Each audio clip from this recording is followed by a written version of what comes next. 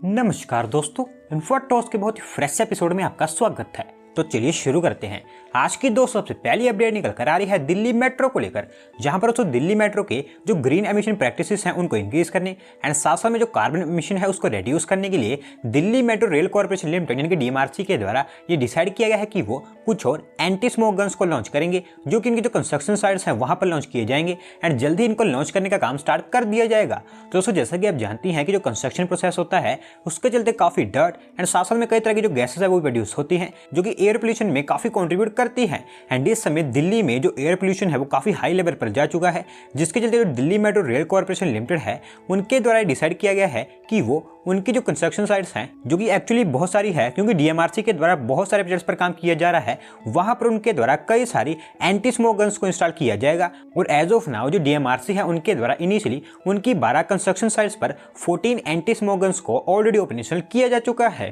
अगली दोस्तों अपडेट निकल कर आ रही है American multinational technology corporation Microsoft को लेकर, जहां पर दोस्तों इंडिया में उनके बिजनेस के ग्रोथ को देखते हुए माइक्रोसॉफ्ट के द्वारा इंडिया में उनके जो फुटप्रिंट्स हैं उनको और भी एक्सपांड कर दिया गया है, क्योंकि माइक्रोसॉफ्ट के द्वारा एनसीआर रीजन में उनकी जो प्रेजेंस है उसको बढ़ा दिया गया है। दोस्तों जैसे कि आप जानते हैं कि जो माइक्रोसॉफ्ट है उनकी presence as of now Noida, Hyderabad and Bengaluru इन तीनों सिटीज में है। एंड नोएडा में इनके पास में 3 सेंटर्स हैं जो कि डिफरेंट एस्पेक्ट्स पर काम करते हैं। एंड इनका जो 3rd सेंटर है वो इसी साल जनवरी में ही नोएडा में इनॉग्रेट किया गया है, जो कि एक डेवलपमेंट सेंटर है। एंड नाउ जो डेवलपमेंट सेंटर है इसको माइक्रोसॉफ्ट के द्वारा एक्सपांड किया गया है, जहां पर उन्होंने 1,50,000 स्क्वायर फीट की न्यू वर्क साइट को और भी ऐड कर लिया है। एंड यहाँ पर अब इनके द्वारा digital innovation, cloud and AI इससे रिलेटेड वर्क्स किए जाने वाले हैं। और वैसे मैं आपको बता दूं कि इनका जो डेवलपमेंट सेंटर है इसको नोएडा के केपी टावर में बनाकर कंप्लीट किया गया है। बढ़ते हैं दोस्तों अगली अपडेट की तरफ, जो निकल कर आ रही है हमारी इंडियन टेक्सटाइल इंडस्ट्री को लेकर, जहां पर दोस्तों हमारी इस इंडस्ट्री को एक बूस्ट प्रोवाइड करवाते हुए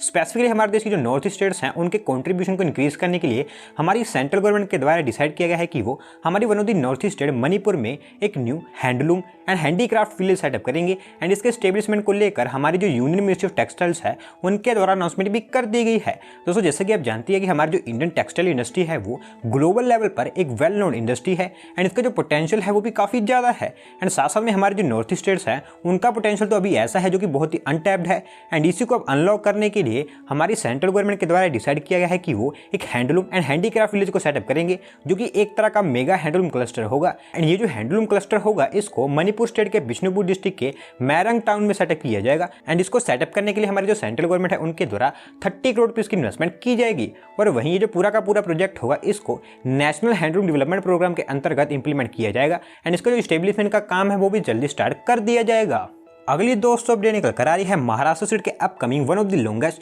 मुंबई नागपुर एक्सप्रेसवे को लेकर, जहां पर पूरी की पूरी महाराष्ट्र स्टेट को high speed road connectivity provide करवाने एंड साथ साथ में बेटर रोड से कनेक्ट करने के लिए Maharashtra state road development corporation MSRDC, जो कि समृद्धि महामार्ग प्रोजेक्ट की नोडल एजेंसी है, उनके द्वारा अनाउंस किया गया है कि वो इस महाराष्ट्र समृद्धि महामार्ग को नांदेड़, जो कि नांदेड़ डिस्ट्रिक्ट में आता है, उससे कनेक्ट करने वाले हैं। एंड इसके लिए जो लैंड एक्विजिशन का काम है वो भी स्टार्ट कर दिया गया है। तो दोस्तों थोड़ा सा मैं आपको डिटेल में बताऊं तो जलना डिस्ट्रिक्ट, जो कि महाराष्ट्र समृद्धि महामार्ग में पहले से ही इंक्लूडेड है, वहां से एक न्यू ग्रीनफील्ड स्ट्रेच का कंस्ट्रक्शन किया जाएगा, जो कि डायरेक्टली नांदेड़ को लिंक करेगी। क्योंकि पहले महाराष्ट्र समृद्धि महामार्ग के अंतर्गत ये जो नांदेड़ था इसको ऐड नहीं किया गया था, लेकिन अब MSRDC के द्वारा इसको इस पीरियड के अंतर्गत ऐड कर लिया गया है। क्योंकि जो नांदेड़ टाउन है वो महाराष्ट्र का one of the most important town माना जाता है, जहां पर जो टूरिस्ट फुटफॉल है वो काफी देखने को मिलता है। एंड क्योंकि यहाँ पर टूरिस्ट फुटफॉल काफी ज्यादा है, इसी को बेहतर बनाने एंड साथ साथ में जो लोकल्स हैं उनके लिए भी बेटर रोड फैसिलिटीज प्रोवाइड करवाने के लिए MSRDC के द्वारा यह प्लान बनाया गया है, जिसके अंतर्गत जलना से नांदेड़ के बीच में 179 किलोमीटर की एक न्यू ग्रीनफील्ड स्ट्रेच का कंस्ट्रक्शन किया जाएगा, जो कि जलना,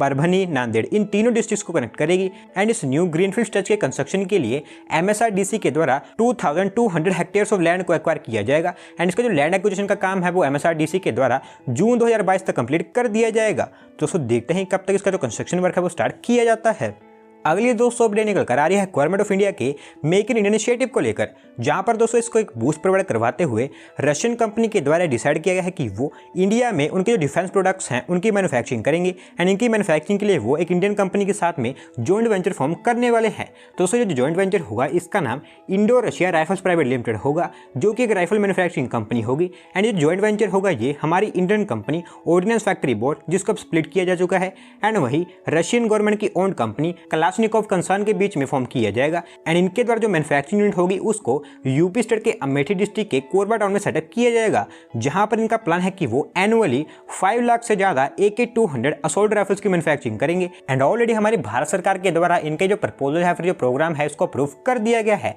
दोस्तों आप कह सकते हैं ये मेक इन इंडिया इनिशिएटिव के लिए काफी बड़ा बूस्ट है। अगली दोस्तों अपडेट निकल कर आ रही है गोवा स्टेट की ईवी इंडस्ट्री को लेकर, जहां पर दोस्तों गोवा गवर्नमेंट के द्वारा डिसाइड किया गया है कि वो उनकी newly announced Goa electric mobility promotion policy, जिसके बारे में मैंने अभी आपको कल ही बताया था, उसके अंतर्गत गोवा स्टेट में 50 ईवी चार्जिंग स्टेशन को सेटअप करने का काम स्टार्ट करने वाले हैं एंड अगले 3 महीने के अंदर अंदर इन 50 ईवी चार्जिंग स्टेशन को गोवा स्टेट में सेटअप कर दिया जाएगा। दोस्तों जो 50 ईवी चार्जिंग स्टेशन होंगे इनको गोवा गवर्नमेंट की अलग अलग अथॉरिटीज के द्वारा सेटअप किया जाएगा और इनकी जो लोकेशन है उनको आइडेंटिफाई करने का काम भी स्टार्ट कर दिया गया है एंड कुछ को आइडेंटिफाई भी कर लिया गया है एंड कुछ अभी बाकी हैं। और वही बात करें अथॉरिटीज की तो सबसे पहले इसमें जो लोकेशंस होंगी उनको Goa energy development agency GEDA के द्वारा फाइनेंस किया जाएगा और अगले 3 महीने के अंदर अंदर जो पूरे के पूरे 50 ईवी चार्जिंग स्टेशंस हैं ये गोवा में हमें बनकर तैयार होते हुए देखने को मिलेंगे। बढ़ते हैं दोस्तों अगली अपडेट की तरफ, जो निकल कर आ रही है हमारे देश में सेटअप किए जाने वाले कुछ और न्यू फ्लोटिंग सोलर प्रोजेक्ट्स को लेकर, जहां पर दोस्तों केरला स्टेट का जो रेन्यूएबल एनर्जी पोटेंशियल है उसको अनलॉक करने के लिए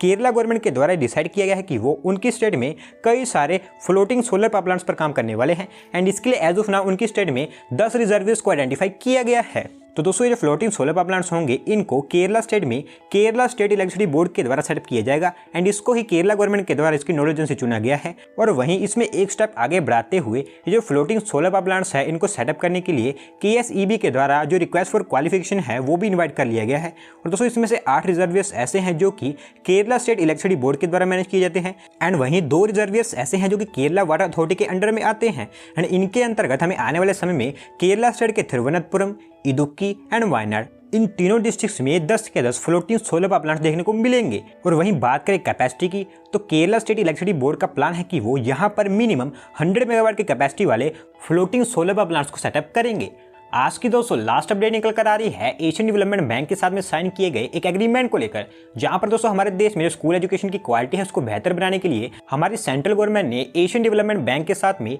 एक लोन एग्रीमेंट साइन कर लिया है जो कि अराउंड $500 मिलियन का है। तो दोस्तों इस लोन एग्रीमेंट के अंतर्गत integrated scheme for school education, Samagra Shiksha and इसी के साथ साथ में the new exemplar school initiative of ministry of education, इन दोनों को सपोर्ट प्रोवाइड करवाया जाएगा, जिसके अंतर्गत हमारे देश की जो क्वालिटी ऑफ एजुकेशन है उसको बेहतर करने पर काम किया जाएगा एंड इसके थ्रू 1800 गवर्नमेंट स्कूल्स जो कि असम, गुजरात, झारखंड, तमिलनाडु, उत्तराखंड इन 5 स्टेट्स में फैले हैं उनको सबसे पहले ट्रांसफॉर्म करके एग्जाम्पलर स्कूल्स में कन्वर्ट किया जाएगा। इसके अलावा और भी बहुत सारे प्रोजेक्ट्स को इसके अंतर्गत आइडेंटिफाई किया गया है जिनके अपग्रेडेशन एंड जो ट्रांसफॉर्मेशन है उस पर काम किया जाएगा। दोस्तों देखते ही आने वाले समय में हमें इससे रिलेटेड क्या अपडेट्स देखने को मिलती हैं।